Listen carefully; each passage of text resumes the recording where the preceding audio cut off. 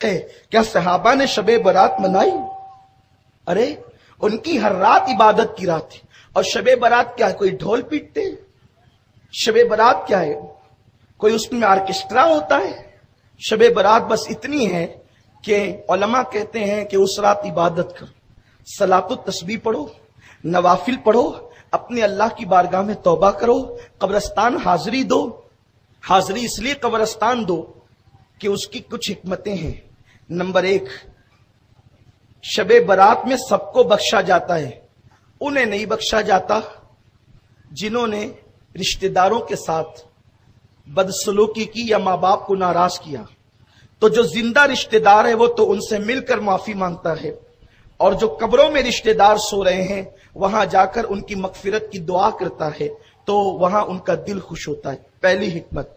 दूसरी हिकमत यह है कि शबे बरात में साल भर के मुर्दों की लिस्ट सहाबा को, फरिश्तों को दी जाती है कि इतने इतने लोग इस साल इंतकाल करेंगे।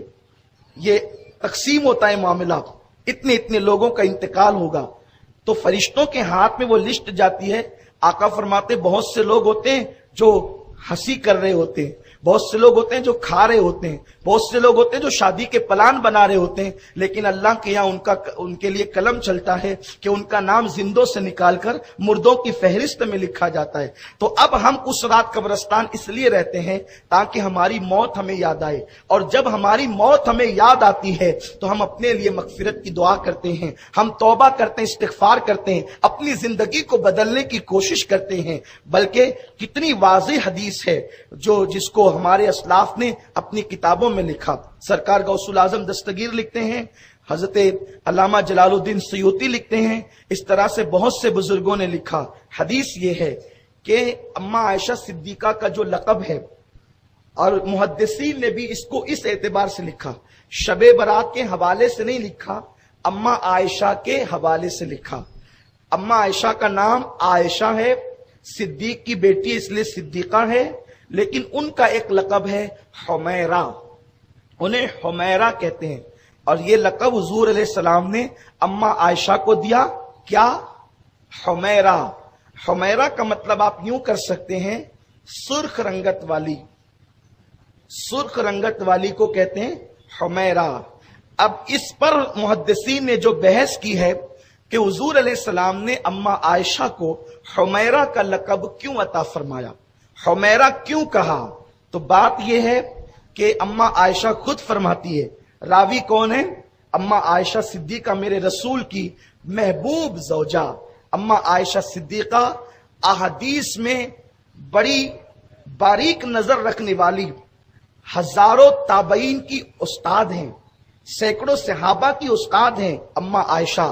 1/3 इस्लाम उम्मत तक पहुंचाने वाली है अम्मा आयशा। अम्मा आयशा वो है जिसकी शान में अल्लाह ने सूरह नूर की आयतें नाजिल की। अम्मा आयशा मोमिनीन की माँ वो है जिसके बिस्तर पे कुरान नाजिल हुआ। कायनात की कोई औरत जनाबे हव्वा से लेकर के आज तक, आज से लेकर कयामत तक कोई औरत न पैदा हुई है न पैदा होगी जिसके बिस्तर पे कुरान नाजिल हुआ। ये अम्मा आयशा का बिस्तर है कि हुजूर उस बिस्तर पे मौजूद होते और अल्लाह का कलाम नाजिल होता। ये भी मेरे नबी की शान है। मूसा अगर तौरेत चाहिए तूर पर आकर ले जाओ, ईसा इंजील चाहिए फुला मुकाम पर आकर ले जाओ, लेकिन कुर्बान मेरे मुस्तफा की शान ये है, महबूब कुरान चाहिए तुझे नहीं आना, तू जिधर जाएगा कुरान भी तेरे पीछे पीछे आएगा, कुरान तेरे पीछे आएगा। महबूब तू हरम काबा में होगा तो कुरान वहां भी आएगा, तू मदीने तैयबा में होगा कुरान वहां भी आएगा, तू ओहद में होगा कुरान वहां भी आएगा, तू बद्र में होगा कुरान वहां भी आएगा, हत्ता कि तू आयशा के हुजरे में बिस्तर पे आराम कर रहा होगा कुरान वहां भी आएगा। लेकिन कुरान तो अल्लाह का कलाम है। आप तवज्जो फरमाएं अपने नबी की शान क्या है। सबसे बड़ा मसला यही है कि इस उम्मत ने अपने नबी के मर्तबे को फरामोश कर दिया। बस پتا نہیں یہود و نصارا نے کیسے کانٹے تمہارے درمیان بو دیے، اب تمہارے اندر ملاپ کی کوئی گنجائش نظر نہیں آتی، اتنی گندگیاں بو دی گئی، اب ایک دوسرے سے ملنے کا کوئی وقت تمہیں نہیں ملتا، اس لیے کہ یہود و نصارا کی فکر تھی مسلمانوں کے دل میں نبی کے لیے شکوک و شبہات ڈال دو اور اس قوم کو نبی سے اتنا دور کر دو کہ یہ قوم ٹکڑیوں میں بٹ جائے، یہ قوم فرقوں میں بٹ جائے، اور تمہیں فرقوں میں بانٹ دیا گیا۔ مسلمانوں، فرقوں میں بٹنے کا وقت نہیں ہے، اس وقت تو نبی پاک صلی اللہ علیہ وسلم کو اللہ نے جیسا بنایا ہے اس عقیدے پر متحد اور متفق ہونے کا وقت ہے۔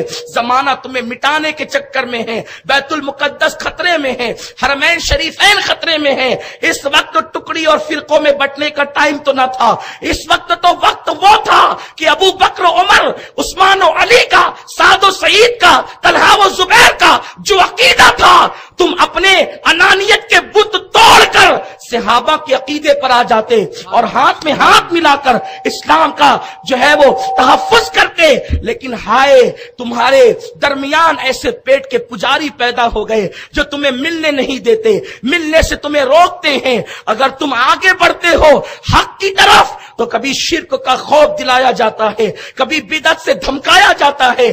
یاد رکھو، آپ دیکھو اپنے نبی کی شان کیا ہے، اللہ اکبر، توریت صرف توریت ہے اور اس کے علاوہ اس کا کوئی نام نہیں ہے، لیکن قرآن اللہ کا کلام ہے، اس کی کچھ صورتیں مکی ہیں، کچھ صورتیں مدنی ہیں۔ لوگ کہتے ہیں یہ مکی مدنی صورتیں کیا ہیں، مکی مدنی صورتیں کیسے ہو گئی؟